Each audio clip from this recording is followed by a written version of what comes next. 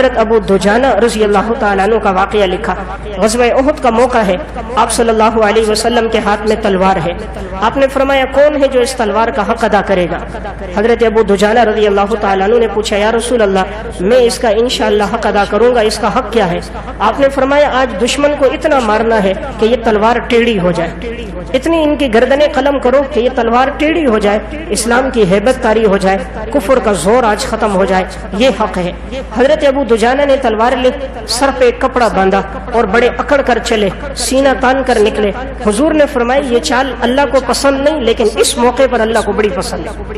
جہاد کے میدان میں اللہ کو یہ چال بڑی پسند ہے، عام زندگی میں اللہ کو تکبر پسند نہیں۔ کفر کے مقابلے میں سینہ تان کر جانا، شجاعت اور بہادری دکھانا یہ پسند ہے۔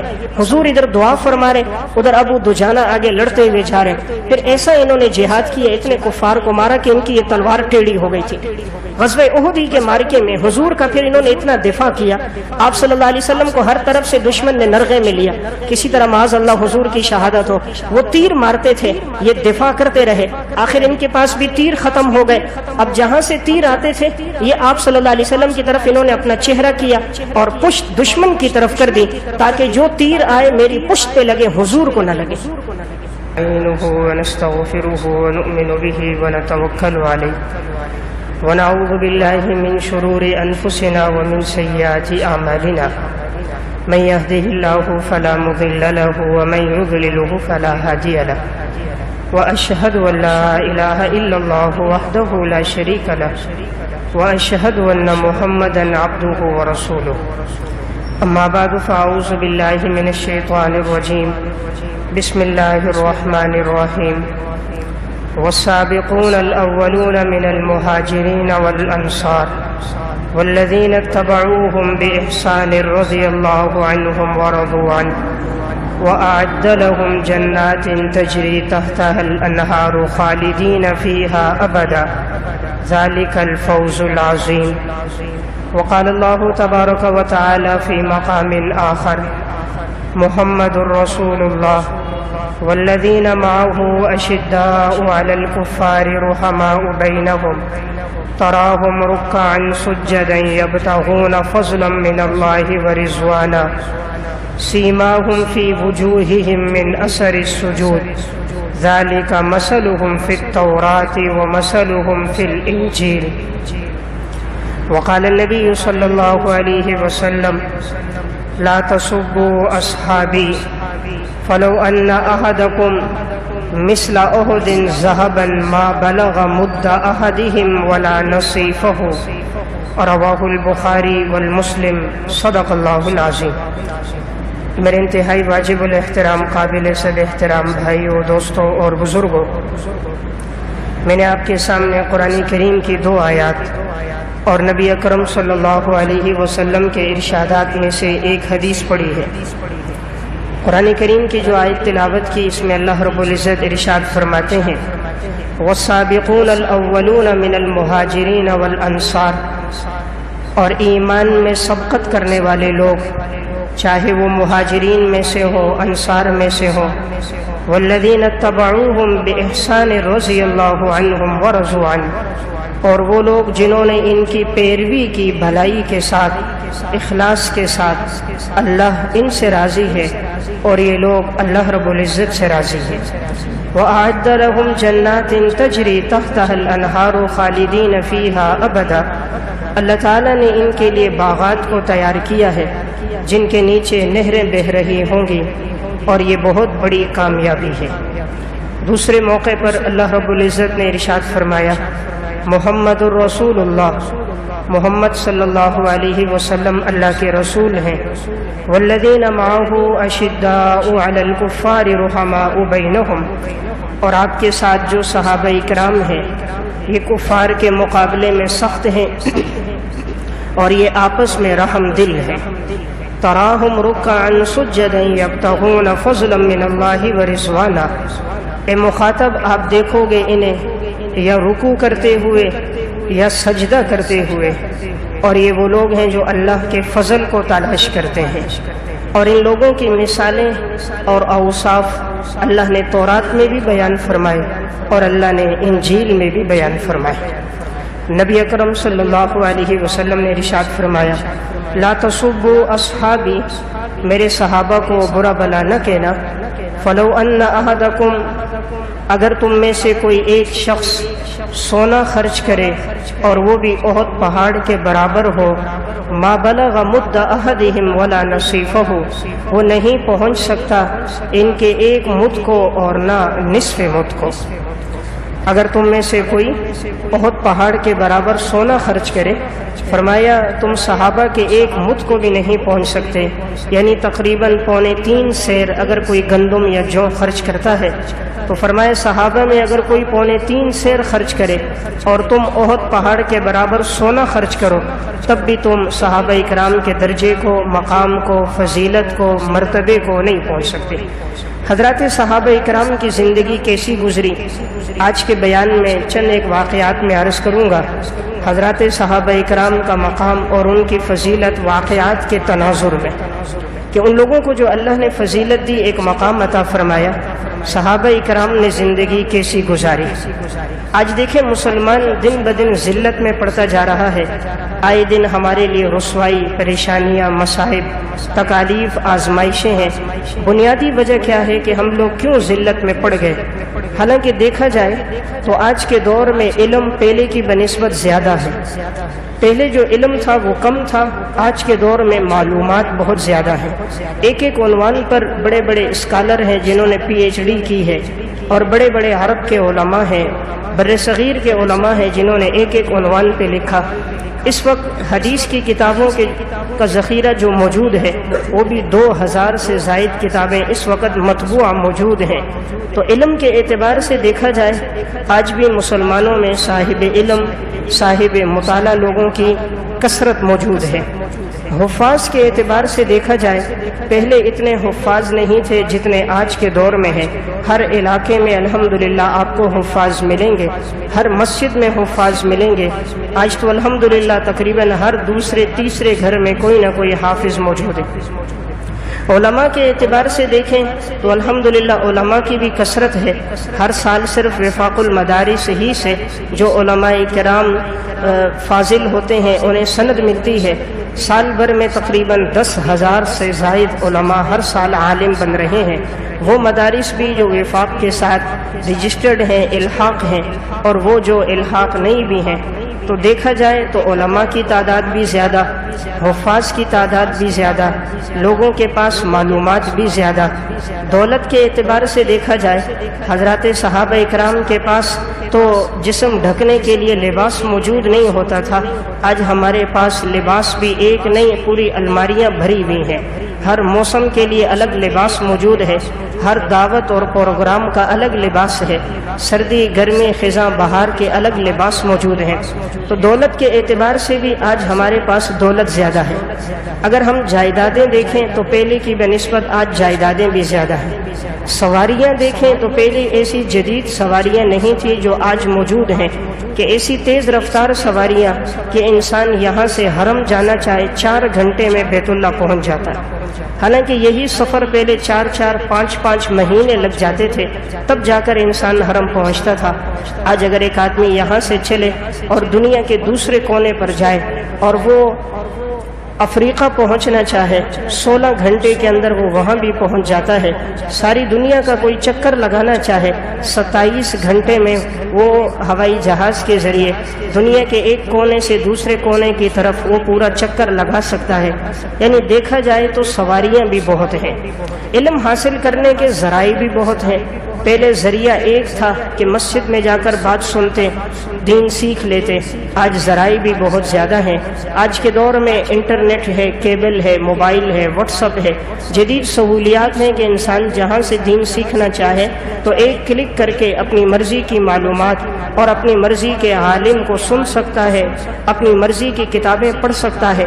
پہلے اتنی کتابیں موجود نہیں تھیں جتنی آج کے دور میں کتابیں موجود ہیں۔ ہر عنوان پر اردو میں، عربی میں، فارسی میں لکھا گیا۔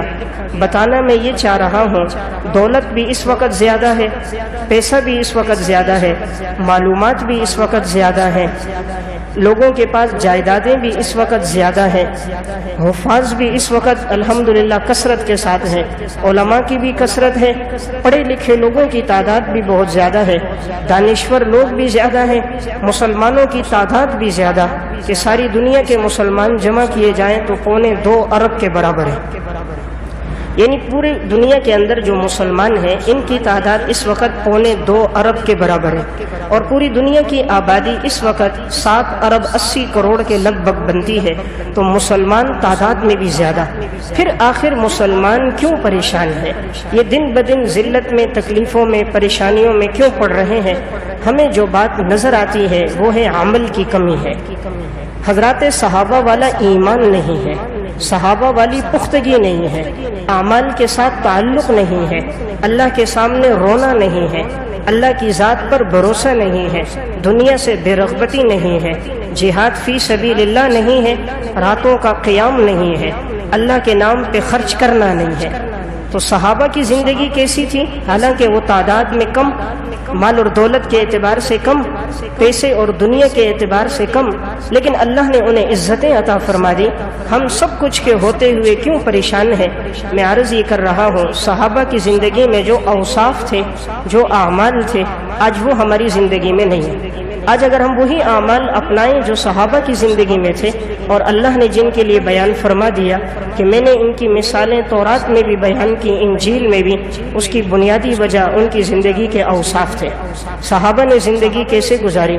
صحابہ اکرام میں ایک صحابی ہیں حضرت ابو بکر صدیق رضی اللہ تعالیٰ عنہ، ان کا واقعہ مسند بزار میں ہے۔ جب یہ بیمار ہو گئے، ایک دفعہ بیماری کی حالت میں کسی چیز کو اپنے سے دور کر رہے تھے، جب ان کے قریب کیا گیا، حالانکہ وہ پانی شہد ملا ہوا تھا، انہوں نے فرمایا اس کو مجھ سے دور کرو، ہٹاؤ، مجھ سے دور کرو۔ کسی نے کہا حضرت آپ کس چیز کو دور کر رہے ہیں؟ یہ تو شہد ملا ہوا پانی ہے اور تو کوئی چیز نہیں۔ فرمایا میں نے رسول اللہ صلی اللہ علیہ وسلم کے ساتھ تھا، آپ نے فرمایا تھا دنیا تمہارے قریب آئے گی، اور میں نے اسی طرح حضور کو بھی دیکھا تھا کہ آپ کسی چیز کو دور کر رہے تھے۔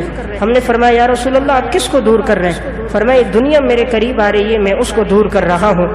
حضرت صدیق اکبر نے فرمایا کہ میں بھی اسی طرح دنیا کو اپنے آپ سے دور کر رہا ہوں۔ تو دنیا سے بے رغبتی اختیار کرتے ہوئے زندگی گزاری۔ اسلام لایا تھا، 40,000 دراہم کے مالک تھے، دنیا سے جا رہے تھے، اتنا کپڑا موجود نہیں تھا جس میں ان کو کفن دیا جا سکے، نیا کپڑا نہیں تھا، تو پرانا کپڑا تھا، اسی کو دھویا گیا اور اسی دھلے ہوئے کپڑے میں آپ کو کفن دیا گیا۔ صحابہ کے کیا اوصاف ہیں؟ صحیح ابن حبان میں واقعہ ہے، آپ صلی اللہ علیہ وسلم نے پوچھا آج کے دن کون ہے جس نے روزہ رکھا ہے؟ حضرت ابو بکر صدیق نے فرمایا یا رسول اللہ میں نے رکھا ہے۔ آپ نے فرمایا کون ہے جس نے مسکین کو کھانا کھلایا ہے؟ ابو بکر صدیق نے فرمایا یا رسول اللہ میں نے کھلایا۔ آپ نے فرمایا کون ہے جس نے بیمار کی عیادت کی ہے؟ فرمایا یا رسول اللہ میں نے عیادت کی ہے۔ آپ نے فرمایا کون ہے جس نے جنازے میں شرکت کی ہے؟ حضرت ابو بکر صدیق رضی اللہ تعالیٰ عنہ نے فرمایا میں نے کی ہے۔ آپ صلی اللہ علیہ وسلم نے ارشاد فرمایا مجتمعت هذه الخصال قط في رجل الا دخل الجنہ، نہیں کوئی انسان جس میں نیکی کی اتنی خوبیاں اور بھلائیاں جمع ہو جائیں مگر وہ شخص جنتی انسان ہے۔ میں واقعی یہ عرض کر رہا تھا، صحابہ کی زندگی میں جس کی زندگی پڑھیں گے آپ کو ان کی زندگی میں اعمال نظر آئیں گے، اللہ کے ساتھ تعلق نظر آئے گا، دنیا اور دولت کی طرف ان کی کوئی توجہ نہیں تھی، اعمال، یقین، توکل کی طرف توجہ تھی۔ حضرت عمر رضی اللہ تعالیٰ عنہ حیات الصحابہ میں اور تاریخ مدینہ دمشق میں واقعہ ہے، آپ نماز پڑھا رہے تھے، نماز کے دوران آپ جب یہ آیتیں پڑھنے لگے اذا الشمس كورت واذا النجوم انكدرت واذا الجبال سيرت واذا العشار عطلت واذا الوحوش حشرت واذا البحار سجرت، جب یہ آیتیں آپ تلاوت کر رہے تھے آپ پر ایک گریہ طاری ہو گیا، رونے لگ گئے، تو پیچھے کی صفوں میں آپ کی آواز نہیں جا رہی تھی۔ ایک دفعہ مغرب کی نماز پڑھا رہے تھے، سورہ طور تلاوت کی، اور جب آیت پر پہنچے ان عذاب ربک لواقع ما له من دافع، یقیناً اللہ کا عذاب واقع ہونے والا ہے، اللہ کے عذاب کو کوئی روک نہیں سکتا۔ جب یہ آیتیں آپ نے پڑھی خوب روئے، پھر رونے کی وجہ سے آپ پر ایسی کیفیت طاری ہو گئی کہ بیمار ہو گئے، 20 دن تک لوگ آتے رہے، آپ کی عیادت کرتے رہے۔ قرآن کریم کا ایسا اثر تھا ان لوگوں کی زندگیوں پر۔ حضرت عمر رضی اللہ تعالیٰ عنہ ہی ہیں، فجر کی نماز پڑھا رہے ہیں، سورہ یوسف تلاوت کر رہے ہیں، اور جب پہنچے وَابْيَضَّتْ عَيْنَاهُ مِنَ الْحُزْنِ فَهُوَ كَظِيمٌ، ان آیتوں کو پڑھا، آپ کی آنکھوں سے آنسو بہنے لگ گئے، ایسے روئے کہ ہچکیاں لگ گئیں اور آپ کے رونے کی آواز پچھلی صفوں تک آئی۔ تو میں عرض کر رہا تھا صحابہ کی زندگی میں عمل تھا، صحابہ کی زندگی میں اللہ کے ساتھ تعلق تھا، تبھی اللہ رب العزت نے ان لوگوں کو نوازا تھا۔ حضرت عثمان بن عفان رضی اللہ تعالیٰ عنہ کا واقعہ مسند احمد میں ہے، بیت اللہ کا طواف کر رہے ہیں، ایک شخص کو دیکھا، وہ آیا اور رکن یمانی کا بوسہ لینے لگا۔ حضرت عثمان رضی اللہ تعالیٰ عنہ نے اس کا ہاتھ پکڑا، کہا کیا تم نے آپ صلی اللہ علیہ وسلم کے ساتھ طواف نہیں کیا؟ کہا کیا ہے۔ کہا کیا رسول اللہ صلی اللہ علیہ وسلم نے رکن یمانی کا بوسہ لیا تھا؟ کہا نہیں لیا۔ کہا جب حضور نے نہیں لیا تو تم کیوں بوسہ لے رہے ہو؟ حضور کی اقتداء کرنا کیا مناسب نہیں؟ یہی حضرت عثمان بن عفان ہے، مسند احمد میں واقعہ ہے۔ ایک دفعہ پانی منگوایا وضو کے لیے، اس سے پہلے ان کے لیے گوشت لایا گیا، مسجد کے دروازے کے کونے پر بیٹھ کر تھوڑا سا گوشت کھایا، پھر انہوں نے کلی کی، تازہ وضو نہیں کیا، نماز کے لیے آ گئے۔ کسی نے پوچھا حضرت ایسا کیوں کیا؟ فرمایا میں نے آپ صلی اللہ علیہ وسلم کو بھی اس طرح کرتے ہوئے دیکھا تھا۔ ان لوگوں کی زندگیوں میں اتباع بہت زیادہ تھی، عمل کا جذبہ بہت تھا، ایمان میں پختگی بہت تھی۔ حضرت علی رضی اللہ تعالیٰ عنہ، اللہ کی ذات پر توکل کتنا مضبوط ہے، تاریخ مدینہ دمشق میں واقعہ ہے۔ ایک دفعہ مسجد سے باہر نکلے، چند لوگ کھڑے تھے ان کی حفاظت اور پہرے کے لیے۔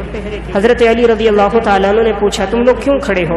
کہا حضرت آپ کی حفاظت کے لیے، پہرے کے لیے کھڑے ہیں۔ فرمایا تم مجھے کون سی مصیبت سے بچاؤ گے، زمین والوں کی یا آسمان والوں کی؟ کہا حضرت آسمان والے کی طرف سے کوئی امر ہو اس سے تو نہیں بچا سکتے، زمین والے آپ کو کوئی نقصان پہنچائیں اس سے بچائیں گے۔ حضرت علی رضی اللہ تعالیٰ عنہ نے فرمایا زمین والے بھی کوئی نقصان نہیں پہنچا سکتے جب تک آسمان والے کا حکم نہ ہو، جب تک رب العالمین کا امر نہ ہو کائنات میں کوئی کسی کو نقصان نہیں پہنچا سکتا۔ پھر فرمایا جب اللہ نقصان کا ارادہ کرے کوئی نفع نہیں دے سکتا، جب اللہ نفع کا ارادہ کرے کوئی نقصان نہیں دے سکتا۔ مجھے تمہاری ضرورت نہیں، میری حفاظت کے لیے اللہ کافی ہے۔ تو صحابہ کی زندگی میں ہر ایک کی زندگی نمونہ ہے، اعمال میں دیکھو، توکل میں دیکھو، اللہ کی ذات پہ بھروسے میں دیکھو۔ امام ابو نعیم اصفہانی رحمۃ اللہ علیہ نے دلائل النبوہ میں واقعہ لکھا، حضرت علی رضی اللہ تعالیٰ عنہ فیصلہ کرا رہے تھے، ایک دیوار کے سائے میں بیٹھے ہوئے تھے، ایک شخص آیا، کہنے لگا حضرت یہ دیوار گرنے والی ہے، آپ یہاں سے اٹھ جائیے۔ حضرت علی رضی اللہ تعالیٰ عنہ نے فرمایا تیری ضرورت نہیں ہے، اللہ حفاظت کے لیے کافی ہے۔ وہی ان کے درمیان فیصلہ کروایا، جب فیصلہ ہو گیا اٹھ کر آگے گئے تو پیچھے سے دیوار گر گئی، جب تک موجود تھے دیوار نہیں گری، جب اٹھ کر آگے چلے تو دیوار گر گئی۔ اللہ کی ذات پر توکل تھا، اللہ بندے کے ساتھ وہی معاملہ کرتا ہے جو بندہ اپنے رب کے بارے میں گمان رکھتا ہے۔ تو جب ایمان کی پختگی ہوتی ہے اللہ رب العزت کا معاملہ بھی اسی طرح ہوتا ہے۔ اسی لیے رسول اللہ صلی اللہ علیہ وسلم نے فرمایا کہ اگر ساری کائنات کے انسان جمع ہو جائیں تمہیں نفع پہنچائیں، نہیں نفع پہنچا سکتے جب تک اللہ کا امر نہ ہو۔ وَعَلَمْ أَنَّ الْأُمَّةَ لَوِ اجْتَمَعَتْ عَلَىٰ أَن يَنفَعُوكَ بِشَيْءٍ لَمْ يَنفَعُوكَ بِشَيْءٍ إِلَّا مَا قَدْ كَتَبَ اللَّهُ لَكَ، سب نفع پہنچائیں نہیں پہنچا سکتے جب تک اللہ کا امر نہ ہو۔ وَعَلَمْ أَنَّ الْأُمَّةَ لَوِ اجْتَمَعَتْ عَلَىٰ أَن يَضُرُّوكَ بِشَيْءٍ لَمْ يَضُرُّوكَ بِشَيْءٍ إِلَّا مَا قَدْ كَتَبَ اللَّهُ عَلَيْكَ، سب پہنچ جائیں جمع ہو جائیں تمہیں نقصان پہنچائیں نہیں پہنچا سکتے جب تک اللہ کا امر نہ ہو۔ تو میں ایک بات عرض کر رہا تھا، صحابہ اکرام کی جو زندگی تھی اعمال اور اخلاق میں یہ ہمارے لیے نمونہ ہے۔ جس صحابی کی زندگی دیکھو گے آپ کو ایک چیز نظر آئے گی، ان میں ایمان کی پختگی، آپ صلی اللہ علیہ وسلم کی اتباع۔ حلیۃ الاولیاء میں امام ابو نعیم اصفہانی نے حضرت سلمان فارسی رضی اللہ تعالیٰ عنہ کے حالات میں واقعہ لکھا۔ جب ان کا آخری وقت آیا بیمار تھے، حضرت سعد بن ابی وقاص رضی اللہ تعالیٰ عنہ دیگر صحابہ اکرام عیادت کے لیے آئے۔ جب ان کے قریب بیٹھے تھے تو سلمان فارسی رضی اللہ تعالیٰ عنہ رو رہے تھے۔ تو وہ ان کے قریب آئے، کہا آپ کیوں پریشان ہیں؟ اس لیے غمگین ہے کہ دنیا سے جا رہے ہیں اور موت کی وجہ سے پریشان ہے؟ فرمایا نہیں، اس وجہ سے نہیں پریشان کہ میں نے دنیا سے جانا ہے، موت تو برحق ہے، غمگین اس وجہ سے ہوں۔ آپ صلی اللہ علیہ وسلم نے فرمایا تھا تم میں سے کوئی ایک زندگی اس طرح گزارے جیسے مسافر گزارتا، یعنی جیسے مسافر زیادہ دنیا جمع نہیں کرتا، زیادہ دولت اور پیسہ جمع نہیں کرتا، تھوڑا سا زیادہ راہ لیتا ہے، سفر میں چلا جاتا ہے۔ تو آج میں دیکھ رہا ہوں میرے پاس دنیا زیادہ ہو گئی ہے، کہیں ہم نے حضور کی نصیحت کو چھوڑ تو نہیں دیا؟ حضور جو دنیا سے گئے تھے ہمیں یہ نصیحت کر کے گئے، کہیں ہم نے آپ کی اس نصیحت پر عمل ترک تو نہیں کیا؟ اسی گریہ وزاری میں ان کا انتقال ہو گیا۔ راوی کہتا ہے جب گھر کے سامان کو دیکھا گیا تو اس کی قیمت 20 درہم بھی نہیں بنتی تھی، 20 درہم بھی نہیں بنتی، حالانکہ یہ مدائن کے گورنر تھے۔ گورنر ہو کر دنیا سے ایسی بے رغبتی، اللہ کے ساتھ ایسا مضبوط تعلق، پھر بھی رونا اس پر ہے کہ یہ 20 درہم کی دنیا بھی میرے پاس کیوں جمع ہے۔ تو میں عرض کر رہا تھا صحابہ کی زندگی میں آپ جس کی زندگی دیکھیں مشعل راہ ہے، ان میں عمل بہت تھا۔ آج ہمارے پاس معلومات ہیں، عمل نہیں ہے، ان کے پاس عمل موجود تھا۔ آج دیکھا جائے دولت بھی ہے، پیسہ بھی ہے، مسلمانوں کی تعداد بھی زیادہ ہے، حفاظ بھی ہیں، دانشور بھی ہیں، قراء بھی ہیں، علماء بھی ہیں، صلحاء بھی ہیں، مراکز بھی ہیں، لیکن ایمان کی پختگی نہیں ہے جیسی صحابہ میں تھی، یقین کی پختگی نہیں ہے، توکل میں مضبوطی نہیں ہے، اعمال اس درجے کے نہیں ہے جیسے صحابہ کے تھے۔ وہ نماز میں کھڑے ہوتے ساری دنیا سے بے خبر ہو کر صرف تعلق مع اللہ ہوتا، ہم نماز میں کھڑے ہو کر اپنی دنیا کا حساب کر رہے ہوتے۔ ہماری عبادت صرف جمعے تک ہے، جمعے کے دن آئے 2 رکعت پڑھی، بقیہ عبادات دیکھی جائیں تو ہماری نہیں ہے، نہ صوم و صلاۃ کی پابندی، نہ راتوں کا رونا، نہ اللہ کے سامنے خرچ کرنا۔ صحابہ کی کیا زندگی ہے۔ حضرت ام المومنین حضرت عائشہ رضی اللہ تعالیٰ عنہ کا واقعہ موطا مالک میں ہے۔ ایک دفعہ کھانا کھانے کے لیے بیٹھی ہیں دسترخوان پہ، ایک فقیر نے صدا لگائی اللہ کے نام پہ دے دو، حالانکہ روزے کی حالت تھی۔ تو انہوں نے کہا کہ یہ جو کھانا ابھی تیار ہوا ہے افطاری کے لیے یہی اس کو دے دو۔ تو خادمہ نے کہا آپ کا روزہ ہے، افطاری کا وقت قریب ہے، تو پھر آپ افطاری میں کیا کھائیں گے؟ فرمایا اس نے اللہ کے نام پر مانگا ہے، اس کو دے دو۔ خادمہ نے دے دیا۔ تھوڑی دیر گزری تھی کہ کیا دیکھا کوئی ہدیہ لے کر آیا، اور ہدیے میں بکرے کا گوشت تھا، شوربہ تھا، روٹیاں تھیں، اور کہا یہ ام المومنین حضرت عائشہ رضی اللہ تعالیٰ عنہ کے لیے ہدیہ ہے۔ خادمہ وہ لے کر آئی، دسترخوان پہ رکھا۔ حضرت عائشہ رضی اللہ تعالیٰ عنہ نے خادمہ کو دیکھا اور کہا یہ تمہاری اس سوکھی روٹی سے بہتر ہے، دیکھ اللہ نے کتنا بہترین بدلہ عطا فرمایا۔ ہم نے تو فقیر کو سوکھی روٹی کھلائی تھی، اللہ نے اس کے بدلے میں ہمیں گوشت بھی کھلایا، شوربہ بھی کھلایا، اور اس سے بہترین بدلہ عطا فرما دیا۔ صحابہ کا توکل بڑا مضبوط تھا، جو اللہ نے دیا خدا کے نام پر دے دیا۔ ہم تو 5-10 روپے کا سکہ دیتے ہوئے بھی سوچتے ہیں 10 روپے کا نوٹ اللہ کے نام پہ دیں یا نہ دیں، کسی فقیر یتیم مسکین کو خرچ کریں یا نہ کریں۔ اللہ نے ان لوگوں کو جو دیا تھا، ان کی زندگی میں مالی وسعت بھی تھی، اور اللہ نے ان کو سخاوت کا بھی بڑا جذبہ دیا تھا۔ ایک صحابی گزرے ہیں حضرت طلحہ بن عبید اللہ رضی اللہ تعالیٰ عنہ، ان کا واقعہ الترغیب والترہیب میں امام منذری رحمۃ اللہ علیہ نے لکھا۔ گھر آئے تو ذرا غمگین اور پریشان تھے۔ گھر والی نے پوچھا کیوں غمگین ہو؟ فرمایا آج میرے پاس دراہم زیادہ جمع ہو گئے ہیں، جو میں نے حساب کیا تو وہ زیادہ ہے، ان کی کثرت دیکھ کر میں پریشان ہوں۔ کہا کتنے ہیں؟ کہا 4 لاکھ دراہم ہو گئے۔ کہا پریشان ہونے کی کیا بات ہے؟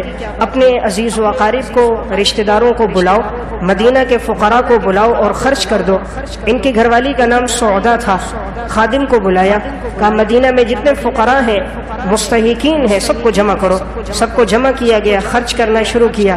ایک دن میں 4 لاکھ دراہم اللہ کے راستے میں خرچ کر دیے۔ آج کے دور کی خاتون ہوتی، وہ شوہر کو نصیحت کرتی اللہ کے بندے کہاں اتنا مال لگا رہا ہے، میرا کیا ہوگا، میرے بچوں کا کیا ہوگا، مستقبل کا کیا ہوگا۔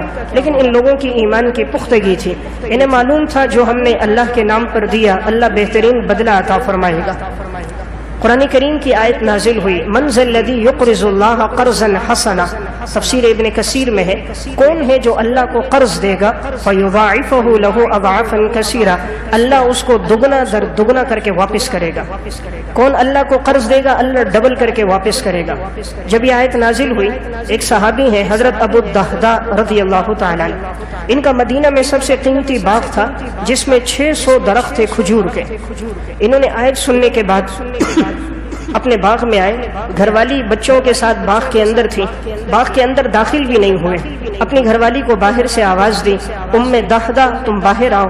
بچوں کو لے کر قرآن کی آیت نازل ہوئی ہے، کون ہے جو اللہ کو قرض دے گا، اور میں نے یہ باغ اللہ کو قرض دے دیا ہے، میں نے یہ اللہ کے نام پر دے دیا، تم باہر آؤ۔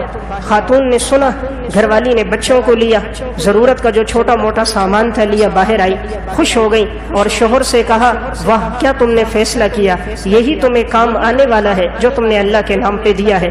دونوں میاں بیوی حضور کے پاس آئے، کہا یا رسول اللہ، اللہ نے فرمایا من ذا الذی یقرض اللہ قرضا حسنا، کون ہے جو اللہ کو قرض دے گا؟ یا رسول اللہ ہم آپ کو گواہ بناتے ہیں، یہ جو مدینہ میں ہمارا باغ ہے 600 درخت کھجور کے ہیں، ہم نے اللہ کے نام پہ آپ کو قرض دے دیا۔ کس درجے کا ایمان تھا صحابہ کا، حالانکہ ساری معیشت یہی تھی اور اس دور کا کاروبار کھجور کا کاروبار تھا۔ آج تک مدینہ کے اندر اس کی پیداوار ہے، 600 درخت دے دینا، پورا ایک باغ دے دینا، جو ساری معیشت ان کی وہی ہے، وہی ان کے رہائش کی جگہ، وہی کھانے کی جگہ، وہی آرام کی جگہ ہے، لیکن ایمان کی پختگی ہے، اللہ سے ایک مضبوط تعلق ہے۔ اللہ انسان کے ساتھ معاملہ اس کے گمان کے مطابق کرتا ہے، جیسا انسان دے رہا ہوتا ہے اللہ اسی طرح دگنا کر کے واپس کرتا ہے۔ یہ تو اللہ کا وعدہ ہے نا، تم مجھے دو گے میں تمہیں دگنا کر کے واپس دے دوں گا۔ ما نقصت صدقۃ من مال، صدقے سے مال میں کمی نہیں آتی، جتنا انسان دے رہا ہوتا ہے اللہ اور اس کو واپس کر رہا ہوتا ہے۔ کنویں سے جتنا پانی نکالو پانی میں کمی نہیں آتی، جب نکالنا چھوڑ دیا جائے تو خشک ہو جاتا ہے۔ تو میں ایک بات عرض کر رہا تھا، صحابہ میں جس کی زندگی پڑھیں گے آپ کو ان کے اعمال، ایمان کی پختگی، توکل اللہ کے ہاں بہت زیادہ مضبوط نظر آئے گا۔ صحابہ اکرام میں ایک صحابی گزرے ہیں حضرت ربعی بن عامر رضی اللہ تعالیٰ عنہ، ان کا واقعہ علامہ ابن جریر طبری رحمۃ اللہ علیہ نے تاریخ طبری میں لکھا۔ حضرت خالد بن ولید رضی اللہ تعالیٰ عنہ لشکر لے کر گئے، ایرانیوں کے ساتھ جہاد ہو رہا تھا، اور ایرانیوں کا کمانڈر تھا اس دور میں رستم۔ یہ بڑا پہلوان تھا، بڑا طاقتور تھا، زنجیروں میں اسے جکڑا ہوا ہوتا تھا، اور ایران میں مشہور تھا کوئی رستم کا مقابلہ نہیں کر سکتا۔ جب خالد ابن ولید لشکر لے کر آئے، جہاد شروع ہوا، اس رستم نے پیغام بھیجا تم لوگ کیوں ہمارے ساتھ لڑنے کے لیے آئے، تمہارا مقصد کیا ہے، تم اپنے کسی قاصد کو بھیجو ہم ان سے بات کریں۔ حضرت خالد بن ولید نے حضرت ربیع بن عامر رضی اللہ تعالیٰ عنہ کو بھیجا تم جاؤ۔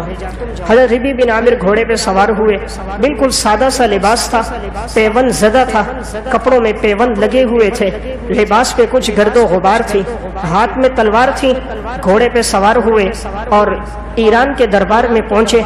رستم نے دربار لگایا ہوا تھا، سارے دربار میں قالینیں بچھائی ہوئی تھیں اور ریشم اس کے اوپر ڈالی ہوئی تھی، اس کے نوکر اور خدام سارے سامنے کھڑے تھے اور یہ ایک تخت پر بیٹھا ہوا تھا۔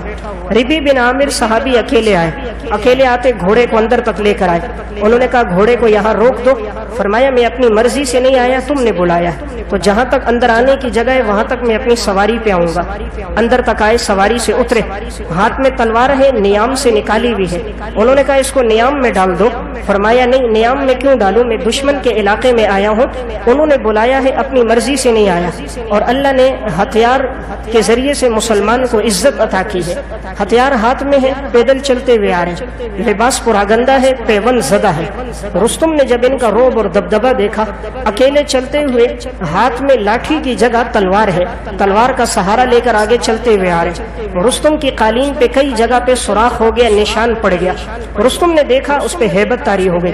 اللہ نے ہیبت تقوی میں رکھی ہے، جتنا انسان پرہیزگار ہوتا ہے اتنا باروب ہوتا ہے، جتنا متقی ہوتا ہے اتنا خلق خدا کے دل میں اس کا خوف ہوتا ہے۔ جو خدا سے نہیں ڈرتا وہ سب سے ڈرتا ہے، جو رب سے ڈرتا ہے وہ کسی سے نہیں ڈرتا۔ اللہ ایسا طاقتور دل کو بنا دیتا ہے، پھر انسان کے دل پر مخلوق کی ہیبت نہیں ہوتی۔ آج تو ہم چپکلیوں سے، لائٹ بیکوں سے ڈر رہے ہیں۔ مسلمان پہلے ہوتا تھا ایک ایک آدمی 1000 کا مقابلہ کر رہا ہوتا تھا۔ خالد ابن ولید لشکر لے کر گئے، 1000 افراد ہیں، دشمن کی تعداد کئی گنا زیادہ ہے۔ اللہ نے مسلمانوں کو فتح دی۔ ایک موقع پر 30 آدمی 30,000 کے لیے گئے، اللہ نے مسلمانوں کو فتح دی۔ تو یہاں جب ربیع ابن عامر اندر آئے، ان کی ہیبت رستم پہ طاری ہو گئی۔ رستم ایک دم اپنے تخت سے کھڑا ہوا، پوچھنے لگا تم لوگ کیوں ہمارے ملک میں داخل ہوئے؟ انہوں نے ایک جملہ کہا، فرمایا ہم لوگ اس لیے آئے ہیں لنخرج من عبادت العباد الى عبادت اللہ ومن ضیق الدنیا الى سعتها ومن جور الادیان الى عدل الاسلام۔ ہم لوگ اس لیے آئے ہیں کہ لوگوں کو لوگوں کی عبادت سے نکال کر اللہ کی عبادت عبادت میں لگائیں، لوگوں کو دنیا کی تنگی سے نکال کر آخرت کی وسعت میں لے کر آئیں، لوگوں کو لوگوں کے ظلم و ستم سے نکال کر اسلام کے عدل اور انصاف میں لے کر آئیں۔ ہمارے آنے کا مقصد یہ ہے لوگوں کو لوگوں کی بندگی سے ہٹانا ہے، لوگوں کو مخلوق کے سامنے جھکنے سے، سجدہ ریز ہونے سے ہٹا کر خالق کائنات کے سامنے جھکانا ہے کہ تمہارا رب یہ مورتیاں نہیں ہے، وہ رب ہے جس نے اس مٹی کو پیدا کیا جس سے یہ مورتی بنائی گئی۔ بڑی مختصر بات کی انہوں نے، 2 جملوں میں بات کی ہے۔ رستم پر ایسی ہیبت طاری ہو گئی، اس نے لڑنے سے گریز کر دیا، کہا ہم تمہارے ساتھ لڑتے نہیں ہیں، جتنا تم جزیہ مانگو گے ہم تمہیں دیں گے۔ انہوں نے ٹیکس مقرر کیا، سالانہ رستم یہ ٹیکس مسلمانوں کے حوالے کرتا تھا۔ تو میں عرض کر رہا تھا صحابہ میں ایمان کی قوت تھی، اعمال کی قوت تھی ان لوگوں میں، اللہ نے دشمن پر ان کی ہیبت ڈالی ہوئی تھی۔ سنلقی فی قلوب الذین کفروا الرعب، ہم کافروں کے دلوں میں تمہارا رعب ڈال دیں گے۔ جب مسلمان کا ایمان پختہ ہوتا ہے اللہ کافر کے فاسق کے دل میں اس کا رعب ڈال دیتا ہے۔ تو میں عرض کر رہا تھا صحابہ میں جس کی زندگی آپ لیں گے، اعمال میں ہو ایمان میں ہو، بڑے پختہ لوگ تھے یہ لوگ۔ علامہ ابن اسیر جزری رحمۃ اللہ علیہ نے اسد الغابہ فی معرفت الصحابہ میں حضرت ابو دجانہ رضی اللہ تعالیٰ عنہ کا واقعہ لکھا۔ غزوہ احد کا موقع ہے، آپ صلی اللہ علیہ وسلم کے ہاتھ میں تلوار ہے۔ آپ نے فرمایا کون ہے جو اس تلوار کا حق ادا کرے گا؟ حضرت ابو دجانہ رضی اللہ تعالیٰ عنہ نے پوچھا یا رسول اللہ میں اس کا انشاءاللہ حق ادا کروں گا، اس کا حق کیا ہے؟ آپ نے فرمایا آج دشمن کو اتنا مارنا ہے کہ یہ تلوار ٹیڑھی ہو جائے، اتنی ان کی گردنیں قلم کرو کہ یہ تلوار ٹیڑھی ہو جائے، اسلام کی ہیبت طاری ہو جائے، کفر کا زور آج ختم ہو جائے، یہ حق ہے۔ حضرت ابو دجانہ نے تلوار لے سر پہ ایک کپڑا باندھا اور بڑے اکڑ کر چلے، سینہ تان کر نکلے۔ حضور نے فرمایا یہ چال اللہ کو پسند نہیں، لیکن اس موقع پر اللہ کو بڑی پسند ہے۔ جہاد کے میدان میں اللہ کو یہ چال بڑی پسند ہے، عام زندگی میں اللہ کو تکبر پسند نہیں۔ کفر کے مقابلے میں سینہ تان کر جانا، شجاعت اور بہادری دکھانا یہ پسند ہے۔ حضور ادھر دعا فرما رہے، ادھر ابو دجانہ آگے لڑتے ہوئے جا رہے۔ پھر ایسا انہوں نے جہاد کیا، اتنے کفار کو مارا کہ ان کی یہ تلوار ٹیڑھی ہو گئی تھی۔ غزوہ احد کے مارکے میں حضور کا پھر انہوں نے اتنا دفاع کیا، آپ صلی اللہ علیہ وسلم کو ہر طرف سے دشمن نے نرغے میں لیا، کسی طرح معاذ اللہ حضور کی شہادت ہو۔ وہ تیر مارتے تھے، یہ دفاع کرتے رہے، آخر ان کے پاس بھی تیر ختم ہو گئے۔ اب جہاں سے تیر آتے تھے یہ آپ صلی اللہ علیہ وسلم کی طرف انہوں نے اپنا چہرہ کیا اور پشت دشمن کی طرف کر دی، تاکہ جو تیر آئے میری پشت پہ لگے، حضور کو نہ لگے۔ جو بھی تیر آتا تھا جہاں سے ابو دجانہ سامنے ہوتے تھے، کوئی تیر ان کی کمر پہ لگتا، کوئی بازو پہ لگتا، کوئی شرمگاہ پہ لگتا، جب تک جان میں جان تھی حضور پر ایک تیر انہوں نے لگنے نہیں دیا۔ ایمان کی پختگی ایسی ہے، اللہ رب العزت نے ان کو ایسی شجاعت دی تھی۔ حضرت ابو بکر صدیق رضی اللہ تعالیٰ عنہ کا دور آیا، مسیلمہ کذاب کے ساتھ جہاد ہو رہا تھا۔ مسیلمہ وہ بدبخت تھا جس نے نبوت کا دعویٰ کیا تھا اور وہ کہتا تھا میں بھی نبی ہوں، اور اس کے قبیلے بنو حنیفہ کے بہت سارے لوگ مرتد ہو گئے تھے اور اس کو نبی تسلیم کر لیا تھا۔ حضرت صدیق اکبر نے لشکر دے کر بھیجا تھا کہ جا کر انہیں بتاؤ آپ صلی اللہ علیہ وسلم آخری پیغمبر ہیں، آپ کے بعد کوئی پیغمبر نہیں۔ اب یہاں سے یہ لشکر وہاں پہنچا تو یہ جتنے تھے یہ لوگ قلعے میں آئے، قلعے کا دروازہ بند کر دیا۔ اس دور میں بڑے مضبوط قلعے تھے، بڑی بڑی ان کی دیواریں ہوتی تھی، تو مسیلمہ اپنے حواریوں کو لے کر قلعے میں آ گیا۔ اب یہ لوگ قلعے کے اوپر سے تیر اندازی کرتے تھے، مسلمان نیچے تھے تو اوپر سے یہ لوگ تیر مارتے، مسلمان تیر مارتے تو قلعے کے اوپر تک پہنچتا نہیں تھا، وہ بڑی دیواریں تھی، وہ پیچھے ہٹ جاتے۔ اب تکلیف مسلمانوں کو زیادہ ہو رہی تھی۔ حضرت ابو دجانہ رضی اللہ تعالیٰ عنہ انہوں نے فرمایا تم لوگ کسی طرح مجھے قلعے کی دیوار پہ چڑھاؤ، میں اوپر چڑھ کر نیچے چھلانگ ماروں گا، میں قلعے کا دروازہ کھولوں گا، تم لوگ سب اندر داخل ہو جانا۔ صحابہ نے منع کیا نہیں تم اس طرح نہ کرو، اکیلے ہو، اگر تم اوپر چڑھو گے نیچے چھلانگ مارو گے تو وہ ہزاروں کی تعداد میں ہے، تمہارے جسم کی بوٹی بوٹی الگ کر دیں گے۔ فرمایا نہیں، ان لوگوں کی مثال جو ہے وہ مچھر کی مانند ہے، یہ شیر کا مقابلہ نہیں کر سکتے، جب انسان کے ساتھ اللہ کی مدد ہوتی ہے تو یہ لوگ کوئی نقصان نہیں دے سکتے، تم مجھے اوپر چڑھاؤ۔ صحابہ اکرام نے سہارا دیا، حضرت ابو دجانہ کو اوپر چڑھایا۔ قلعے کی دیوار تک جیسے پہنچے، دیوار بہت اونچی تھی، رسی کے ساتھ باندھ کر انہیں اوپر چڑھایا گیا۔ اوپر دیوار سے انہوں نے نیچے چھلانگ ماری، چھلانگ ماری تو ان کے یہ نیچے والی پنڈلی کی ہڈی ٹوٹ گئی، دیوار کی اونچائی زیادہ تھی، پنڈلی کی ہڈی ٹوٹ گئی۔ دشمن کو جیسے پتا چلا کہ یہ آئے، سب ان کے اوپر آ گئے، اکیلے ابو دجانہ اور اتنا بڑا لشکر مسیلمہ کذاب کا، لیکن ان کے پاس دونوں ہاتھ میں تلوار تھی، جہاں سے کوئی آتا تھا اس کو یوں مارتے ہوئے جاتے جیسے کوئی گاجر اور مولی کو کاٹتا ہے۔ آخر زخمی بہت زیادہ ہو گئے، جسم سے خون بہت بہہ گیا، لیکن لنگڑی ٹانگ کے ساتھ گھسٹتے گھسٹتے آگے پہنچتے گئے آخر قلعے کا دروازہ کھول دیا۔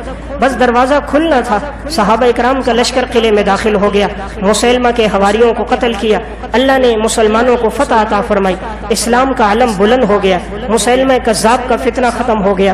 جب صحابہ ابو دجانہ کو اٹھایا، سارا جسم زخمی تھا، جسم میں کوئی جگہ ایسی نہیں تھی جہاں ابو دجانہ کو تلوار کا نیزے کا زخم نہ لگا ہو، 3 جگہ سے ہڈیاں ٹوٹ گئی تھی، خون رواں تھا۔ صحابہ لے کر آئے تو آخری وقت تھا، تو کسی نے کہا آپ کو تو بہت زخم لگے، فرمایا یہ زخم اللہ کے راستے میں لگے ہیں، امید ہے اللہ کے ہاں یہ قبول ہو جائیں گے۔ کلمہ شہادت پڑھا، کلمہ پڑھتے پڑھتے دنیا سے چلے گئے۔ تو میں عرض کر رہا تھا، صحابہ میں جس کی زندگی دیکھیں گے، اعمال میں ایمان میں بڑی پختگی تھی ان لوگوں میں، اللہ رب العزت نے ان لوگوں کا اعتقاد بڑا مضبوط بنایا تھا۔ آج ہمارے پاس سب کچھ ہے، یقین کی کمی ہے، توکل کی کمی ہے، اعمال نہیں ہے، معلومات بہت ہیں، عمل نہیں ہے، دولت پیسہ بہت ہے، سخاوت نہیں ہے، قرآن پڑھنے والے ہیں لیکن راتوں کو جاگنے والے نہیں ہیں، قرآن کی ہر آیت کی تشریح کرنے والے ہیں لیکن اس کے مطابق زندگی گزارنے والے نہیں ہیں، قرآن اچھی آواز میں پڑھنے والے ہیں، اپنی زندگی میں لانے والے نہیں ہیں۔ صحابہ کی زندگی کا وصف عمل تھا، ان میں معلومات کی کمی تھی، عمل کی پختگی تھی۔ اس لیے میں ایک بات عرض کر رہا تھا، صحابہ میں جس کی زندگی دیکھیں، اعمال اور ایمان کے اعتبار سے یہ لوگ بڑے پختہ لوگ تھے۔ تو آج بھی ضرورت اس امر کی ہے کہ ہماری زندگی بھی اسی طرح گزرے جیسے کہ ان لوگوں کی زندگی گزری ہے۔ نماز اور عبادت کے ساتھ کیسا تعلق ہے؟ مجمع الزوائد میں علامہ حیثمی رحمۃ اللہ علیہ نے لکھا، حضرت عبداللہ ابن عباس آخری عمر میں ان کی بینائی بالکل کمزور ہو گئی، طبیبوں نے ان سے کہا آپ کا آپریشن ہوگا لیکن آپ نے سجدہ نہیں کرنا ہوگا، آپ نے وضو نہیں کرنا ہوگا، آپ نے تیمم کرنا ہوگا، سجدہ نہیں کرنا، اشارے سے نماز پڑھنی ہے، اور اتنے دن تک آپ نے بالکل جھکنا نہیں ہے۔ انہوں نے فرمایا ایسا نہیں ہو سکتا، میں نے تو رسول اللہ صلی اللہ علیہ وسلم سے سنا، من ترک الصلاۃ لقی اللہ وهو علیہ غضبان، جو نماز چھوڑ دے وہ اللہ سے ملے گا اس حال میں کہ اللہ رب العزت اس پہ ناراض ہوں گے۔ کہا وہ نماز کون سی جس میں سجدہ نہ ہو؟ جس نماز میں سجدہ نہیں وہ نماز نہیں۔ فرمایا میں اندھا ہو جاؤں مجھے پسند ہے، نماز کا سجدہ نہیں چھوڑ سکتا۔ نابینا ہو گئے، سجدہ نہیں چھوڑا۔ آج تو ہم تھوڑی سی معذوری کی خاطر کرسیوں پہ پڑھ رہے ہوتے ہیں کہ ہمارے گھٹنے میں درد ہے، کمر میں درد ہے، سجدہ نہیں کرتے۔ باہر گھنٹوں کھڑے ہوں گے، سیاسی گفتگو کریں گے، گھنٹوں کھڑے ہوں گے، تبصرے کریں گے، خدا کے سامنے 7-8 منٹ کھڑے ہونے کے لیے آج کا مسلمان بہانہ بنا رہا ہوتا ہے۔ تو یہ صحابہ کی پختگی ہے، علاج چھوڑ دیا، حالانکہ شریعت نے علاج کو جائز قرار دیا، فرمایا علاج کروں گا سجدہ چھوڑنا پڑے گا، میں چاہتا ہوں آنکھ کی بینائی چلی جائے، سجدہ مجھ سے نہ چھوٹے۔ صحابہ میں جس کی زندگی دیکھیں، اعمال کی بڑی پختگی تھی، خود بھی پختہ ایمان والے تھے، اپنی اولاد کو بھی ان لوگوں نے ایمان کی پختگی پر وہ لوگ لے کر آئے تھے۔ اللہ نے جو دیا ہوتا راہ خدا میں خرچ کرنے میں دریغ بھی نہیں تھا۔ حلیۃ الاولیاء میں امام ابو نعیم اصفہانی نے حضرت عبداللہ ابن عمر رضی اللہ تعالیٰ عنہ کے حالات میں لکھا، حضرت معاویہ رضی اللہ تعالیٰ نے 4000 درہم بھیجے، ایک اور شخص نے 4000 درہم بھیجے، اور ایک نے 2000 درہم بھیجے، 10,000 دراہم ان کے پاس ہدیے میں آئے۔ اسی وقت اٹھے، مدینہ میں باہر نکلے، جو کوئی مستحق نظر آتا ان کو دیتے رہتے۔ ایک دن میں 10,000 دراہم انہوں نے تقسیم کر دیے۔ اگلا دن آیا تو 1 درہم کا چارہ لے رہے تھے کسی سے ادھار۔ کسی نے کہا آپ کے پاس تو 10,000 درہم کا ہدیہ آیا تھا، وہ کہاں چلا گیا؟ عبداللہ ابن عمر خاموش ہو گئے۔ وہ شخص آیا، ان کے گھر آ کر ان کے خادم سے پوچھا، فرمایا انہوں نے تو 10,000 درہم اسی دن صدقہ کر دیے۔ یہ شخص تاجروں میں آیا، کہا او تاجروں عبرت حاصل کرو، عبداللہ ابن عمر کے مطابق زندگی گزارو۔ 10,000 درہم آئے، انہوں نے ایک دن کے اندر تمام دراہم صدقہ کر دیے۔ کہا آج کے دن میں نے دیکھا وہ 1 درہم کا جانور کے لیے چارہ ادھار لے رہے تھے۔ تو اللہ رب العزت نے صحابہ اکرام کی زندگی میں اعمال کی بڑی پختگی رکھی تھی، قرآن کے ساتھ بڑی محبت رکھی تھی، ایک ایک آیت کو پڑھتے پڑھتے ساری رات گزر جاتی تھی۔ سیر و اعلام النبلاء میں واقعہ ہے، اور تاریخ و مدینہ دمشق میں حضرت تمیم داری رضی اللہ تعالیٰ عنہ قرآن کریم کی ایک آیت پڑھ رہے، ام حسب الذین اجترحوا السیئات ان نجعلهم كالذین آمنوا وعملوا الصالحات سواء محیاهم ومماتهم ساء ما يحکمون۔ تمہارا کیا خیال ہے کہ جو لوگ ایمان اور اعمال پہ زندگی گزارے اور وہ جو زندگی گناہ اور فسق پہ گزارے، اللہ فرماتا ہے کیا یہ دونوں برابر ہیں؟ فرمایا بہت برا فیصلہ ہے جو تم کر رہے ہو. اللہ کے ہاں متقی اور فاجر برابر نہیں، مومن اور کافر برابر نہیں، راتوں کو جاگنے والا اور نیٹ کیبل دیکھنے والا برابر نہیں، حلال کمانے والا اور سود اور رشوت میں زندگی گزارنے والا برابر نہیں، چہرے پہ نبی کی سنت سجانے والا اور سنت کو گندی نالی میں ڈالنے والا یہ برابر نہیں ہے، حلال کماتے ہوئے چوتھی منزل پہ 4 بلاک چڑھانے والا اور ساری زندگی رشوت کا پیسہ لے کر سود کا حرام کا مال کھانے والا برابر نہیں ہے. قرآن ایک ذہن دے رہا ہے کہ اگر تم نے اللہ کے ہاں برابری چاہیے، اپنی زندگی کا فیصلہ زندگی گزارنے کا طرز تبدیل کرنا ہوگا. یہ صحابی یہ آیت پڑھتے رہے فجر کی اذان ہو گئی. یعنی صحابہ میں اعمال کا بھی بڑا جذبہ ہے، عبادت کا بھی بڑا ذوق ہے. ایک آیت میں ساری رات گزار دی. علامہ ابن جوزی رحمۃ اللہ علیہ نے صفت الصفوہ میں لکھا، محمد قاسم کہتے ہیں ام المومنین حضرت عائشہ رضی اللہ تعالیٰ عنہ کے بھتیجے، فرمایا میں نے چاہا کہ ام المومنین سے ملوں، بھتیجے ہیں، اب یہ آ رہے ہیں اپنی پھوپھی کے پاس. دستک دی، خادمہ نے دروازہ کھولا. فرماتے میں نے دیکھا حضرت عائشہ رضی اللہ تعالیٰ عنہ اس وقت نوافل پڑھ رہی تھی، قرآن کریم کی آیت پڑھ رہی تھی، رو رہی تھی. فمن اللہ علینا ووقانا عذاب السموم، پس اللہ ہمیں جہنم کے دردناک عذاب سے بچا لے، یہ اللہ کا ہم پر بہت بڑا احسان ہے. اللہ ہمیں عذاب سے بچا لے، یہ اللہ رب العزت کا احسان ہے. یہ آیت پڑھ رہی ہیں رو رہی ہیں، پڑھ رہی ہیں رو رہی ہیں. فرمایا کافی دیر میں نے انتظار کیا، لیکن جب ان کا رکوع نہ ہوا میں نے کہا میں بازار سے سودا لے کر پھر آتا ہوں. بازار گئے، وہاں سے سودا لے کر پھر آئے، دیکھا ام المومنین اسی جگہ کھڑی ہیں، یہی آیت پڑھ رہی ہیں، رو رہی ہیں اور ان کا دوپٹہ آنسوؤں سے تر ہو گیا. حالانکہ ام المومنین کا وہ مقام ہے، اللہ نے ان کی برات کے لیے سورہ نور میں 2 رکوع نازل کیے. 2 رکوع حضرت عائشہ رضی اللہ تعالیٰ عنہ کی برات میں قرآن نازل ہوا ہے، لیکن اللہ کے سامنے روتے روتے دنیا سے لوگ چلے گئے. اعمال میں ان لوگوں نے زندگی گزاری. تو صحابہ کی زندگی کا وصف اعمال تھا، اوصاف تھے، عبادت اور ریاضت تھی. اس لیے اللہ رب العزت نے ان لوگوں کو مقبولیت عطا فرمائی. آج ہم بھی اپنی زندگی میں یہ چیز لے کر آئے. ہماری زندگی میں عمل کی کمی ہے، معلومات بہت ہیں. آج ہر آدمی دین کے بارے میں بڑی معلومات رکھتا ہے، ہر ایک جانتا ہے 5 نمازیں فرض ہیں، کتنے ہیں جو اس کا اہتمام کرتے ہیں. ہر ایک جانتا ہے زکوٰۃ فرض ہے، کتنے ہیں جو زکوٰۃ دیتے ہیں. ہر ایک جانتا ہے والدین کی خدمت ضروری ہے، کتنے ہیں جو خدمت کر رہے ہوتے ہیں. آج قرآن کی تعظیم ہے، بہت اچھی بات ہے، قرآن کو چومتے سینے سے لگاتے ہیں، قرآن کی طرف پشت بھی نہیں کرتے، سیدھے سیدھے پیچھے کی طرف آتے ہیں، بے ادبی نہ ہو. لیکن اس قرآن میں 700 جگہ نماز کا حکم ہے، وہ نہیں پڑھتے. اس قرآن میں 37 جگہ زکوٰۃ کا تذکرہ آیا، وہ نہیں دیتے. جا بجا والدین کا تذکرہ آیا، خدمت کا وہ نہیں کرتے. قرآن نے کہا سود کھانا ایسا ہے جیسے اللہ رسول کے ساتھ جنگ ہے، اس پر عمل نہیں کرتے. قرآن رشوت سے منع کرتا ہے، اس سے رکنے کے لیے تیار نہیں ہے. مسلمان صرف چومنے کے لیے تیار ہے، بیمار ہو گیا تعویذ بنانے کے لیے تیار ہے، کوئی مر گیا تیجے 40ویں میں پڑھنے کے لیے تیار ہے، بیٹی کو رخصت کرنا ہے قرآن کے سائے میں اس کے لیے تیار ہے، نیا گھر بنایا قرآن خوانی کے لیے تیار ہے، اپنی زندگی میں لانے کے لیے تیار نہیں کہ قرآن کے مطابق اپنی زندگی لے کر آئے. ایسا نہیں ہے. صحابہ میں کیا بات تھی، ایک ایک سورت کو پڑھتے پڑھتے 12 سال گزر جاتے تھے. عبداللہ ابن عمر فرماتے ہم نے سورہ بقرہ 12 سال میں پڑھی. پوچھا گیا بھئی یہ تو آدمی بآسانی گھنٹے میں پڑھ لیتا ہے، آپ نے 12 سال میں کیسے پڑھی؟ فرمایا جو آیت پڑھتے تھے اس پر عمل ہوتا تھا، جو پڑھتے تھے اس پر عمل ہوتا، جب تک عمل نہ ہوتا اگلی آیت پڑھتے نہیں تھے. آج ہم 4 گھنٹے میں پورا قرآن تو پڑھ لیتے ہیں، قرآن کے اندر احکامات ہماری زندگی میں نہیں آتے. زبان پہ قرآن ہوتا ہے لیکن وہ حلق سے نیچے نہیں اترتا.